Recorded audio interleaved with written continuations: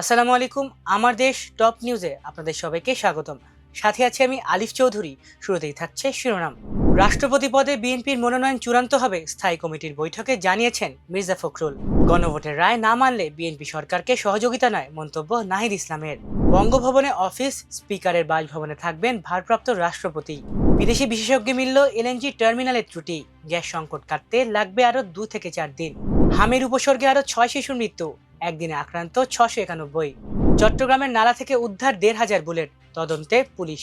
দর্শক শুনছিলেন শিরোনাম, এবার বিস্তারিত।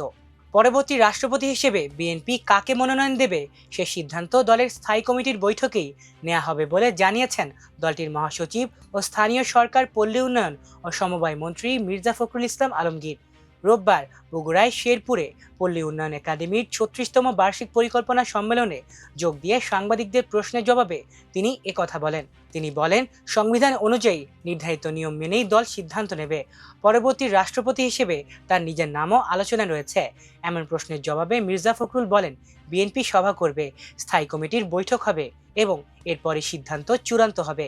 এর আগে শুক্রবার স্বাস্থ্যগত কারণ দেখিয়ে রাষ্ট্রপতির পদ থেকে পদত্যাগ করেন মোহাম্মদ শাহাবুদ্দিন। এরপর সংবিধান অনুযায়ী ভারপ্রাপ্ত রাষ্ট্রপতির দায়িত্ব নিয়েছেন জাতীয় সংসদের স্পিকার হাফিজউদ্দিন আহমদ। আগামী 90 দিনের মধ্যে সংসদ সদস্যদের ভোটে নতুন রাষ্ট্রপতি নির্বাচন করার কথা রয়েছে। এদিকে আরডি এর বার্ষিক পরিকল্পনা সম্মেলনে বক্তব্য দিতে গিয়ে মির্জা ফখরুল বলেন, দেশের উন্নয়ন শুধু রাস্তাঘাট নির্মাণের মধ্যে সীমাবদ্ধ থাকলে চলবে না। কৃষকদের জীবনযাত্রার মান উন্নয়নকে সর্বোচ্চ গুরুত্ব দিতে হবে। মধ্যস্বত্বভোগীদের হাত থেকে কৃষকদের রক্ষা, কৃষি পণ্যের সরাসরি বাজারজাতকরণ, আধুনিক কৃষি প্রযুক্তির বিস্তার এবং গবেষণার ফল মাঠ পর্যায়ে পৌঁছে দেওয়ার উপর গুরুত্ব দেন তিনি। তরুণদের শুধু চাকরির পেছনে না ছুটে কৃষিভিত্তিক উদ্যোক্তা হওয়ার আহ্বানও জানান স্থানীয় সরকার মন্ত্রী। গণভোটের রায় ও জুলাই সনদ বাস্তবায়ন না করলে বিএনপি সরকারকে আর সহযোগিতা করা হবে না বলে হুঁশিয়ারি দিয়েছেন জাতীয় নাগরিক পার্টির আহ্বায়ক নাহিদ ইসলাম। শনিবার সিলেট নগরের সরকারি আলিয়া মাদ্রাসা মাঠে জামাতে ইসলামীর নেতৃত্বাধীন 11 দলীয় জোটের বিভাগীয় সমাবেশে বক্তব্য দিতে গিয়ে তিনি বলেন, সরকার যদি গণভোটের গণরায় বাস্তবায়ন না করে তাহলে তাদের পক্ষে 5 বছরের মেয়াদ পূর্ণ করা সম্ভব হবে না। নাহিদ ইসলাম বলেন, জুলাই সনদ ও গণভোটের রায় বাস্তবায়নের বিষয়ে বিএনপিকে সিদ্ধান্ত নিতে হবে। একই সঙ্গে তিনি নির্বাচন কমিশন সহ বিভিন্ন প্রতিষ্ঠান দলীয়করণের অভিযোগ তুলে আগামী স্থানীয় সরকার নির্বাচনের আগে নির্বাচন কমিশন সংস্কার ও পুনর্গঠনের দাবি জানান। সংবিধানের মৌলিক কাঠামো পরিবর্তনে শুধু সংশোধন যথেষ্ট নয় বলেও মন্তব্য করেন তিনি। তার অভিযোগ, নির্বাচনের আগে বিএনপি সংবিধান সংস্কারের কথা বললেও ক্ষমতায় আসার পর সেই প্রতিশ্রুতি ভুলে গেছে। জুলাই আন্দোলন ও তরুণদের আত্মত্যাগ ভুলে গেলে বিএনপি সরকার ও তারেক রহমানকে এর পরিণতি ভোগ করতে হবে বলেও হুঁশিয়ারি দেন এনসিপির আহ্বায়ক।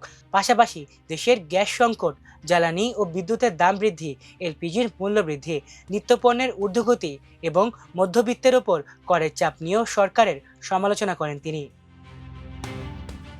রাষ্ট্রপতি পদ থেকে মোহাম্মদ শাহাবুদ্দিনের পদত্যাগের পর সংবিধান অনুযায়ী ভারপ্রাপ্ত রাষ্ট্রপতির দায়িত্ব নিয়েছেন জাতীয় সংসদের স্পিকার হাফিজউদ্দিন আহমদ।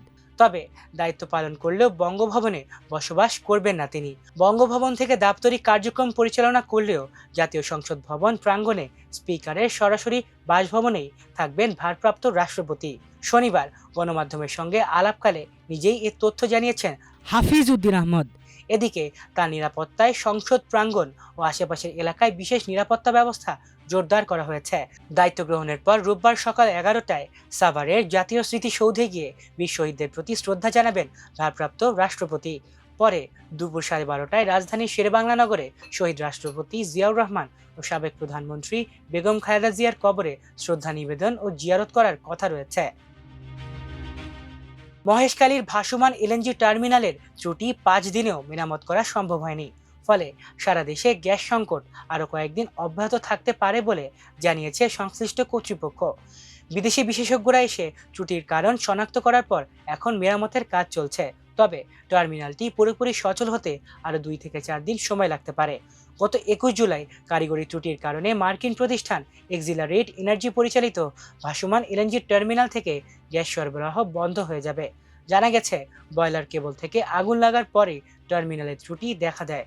স্থানীয় প্রকৌশলীরা ত্রুটি শনাক্ত করতে না পারায় বিদেশি বিশেষজ্ঞদের আনা হয়। মহেশখালীর দুটি ভাসমান টার্মিনাল থেকে স্বাভাবিক সময়ে প্রতিদিন প্রায় 100 থেকে 105 কোটি ঘনফুট গ্যাস সরবরাহ করা হয়।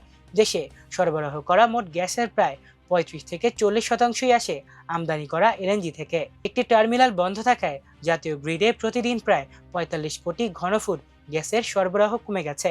এর প্রভাব পড়েছে শিল্প কারখানা, বিদ্যুৎ কেন্দ্র, সিএনজি স্টেশন এবং আবাসিক গ্রাহকদের ওপর। কোথাও কোথাও গ্যাসের চাপ কমে যাওয়ায় সিএনজি স্টেশনে দীর্ঘ লাইন তৈরি হচ্ছে। দেশে হামের উপসর্গ নিয়ে গত 24 ঘন্টায় আরও 6 শিশুর মৃত্যু হয়েছে। একই সময় হাম ও হামের উপসর্গ নিয়ে আক্রান্ত হয়েছে 691 শিশু। শনিবার স্বাস্থ্য অধিদপ্তরের হালনাগাদ প্রতিবেদনে এই তথ্য জানানো হয়েছে। এতে বলা হয়েছে, গত 24 ঘন্টায় নিশ্চিতভাবে হামে আক্রান্ত হয়ে কোনো শিশুর মৃত্যু হয়নি। তবে হামের উপসর্গ নিয়ে 6 শিশুর মৃত্যু হয়েছে। এ নিয়ে গত 15 মার্চ থেকে এখন পর্যন্ত হামের উপসর্গ নিয়ে মৃত্যুর সংখ্যা দাঁড়িয়েছে 721, আর নিশ্চিতভাবে হামে আক্রান্ত হয়ে মারা গেছে 95 শিশু। সব মিলিয়ে হাম ও হামের উপসর্গ নিয়ে মোট 816 শিশুর মৃত্যু হয়েছে। গত 24 ঘন্টায় 78 শিশুর শরীরে হাম শনাক্ত হয়েছে এবং হামের উপসর্গ নিয়ে অসুস্থ হয়েছে 613 শিশু। একই সময়ে 581 শিশু হাসপাতালে ভর্তি হয়েছে এবং চিকিৎসা শেষে ছাড়পত্র পেয়েছেন 479 জন। 15 মার্চ থেকে এ পর্যন্ত দেশে সন্দেহজনক হাম রোগীর সংখ্যা দাঁড়িয়েছে 1,22,763। নিশ্চিতভাবে হাম শনাক্ত হয়েছে 15,272 জনের। হামের সংক্রমণ ও উপসর্গ নিয়ে শিশুদের মৃত্যুর সংখ্যা বাড়তে থাকায় উদ্বেগ বাড়ছে জনস্বাস্থ্য বিশেষজ্ঞদের মধ্যে। চট্টগ্রাম নগরীর বায়েজিদ মোস্তামি থানার শেরশাহ বাংলা বাজার এলাকায় একটি নালা থেকে বস্তাবন্দি অবস্থায় প্রায় 1,500 বুলেট উদ্ধার করেছে পুলিশ। শনিবার দুপুরে বিএসআরএম কারখানার পাশের নালা পরিষ্কার করার সময় সিটি কর্পোরেশনের পরিচ্ছন্নতা কর্মীরা একটি বস্তা দেখতে পান। পরে বস্তাটি খুলে বিপুল সংখ্যক বুলেট দেখতে পেয়ে পুলিশকে খবর দেওয়া হয়। পুলিশ গিয়ে বস্তাবন্দি বুলেটগুলো জব্দ করে। প্রাথমিক হিসেবে এর মধ্যে 120টি বড় আকারের এবং 1,200টির বেশি ছোট আকারের বুলেট রয়েছে।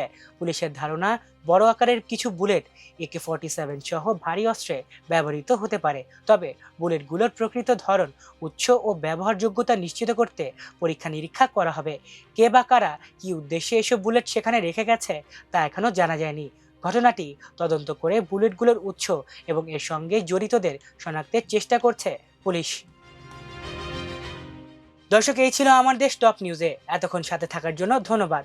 আল্লাহ হাফেজ।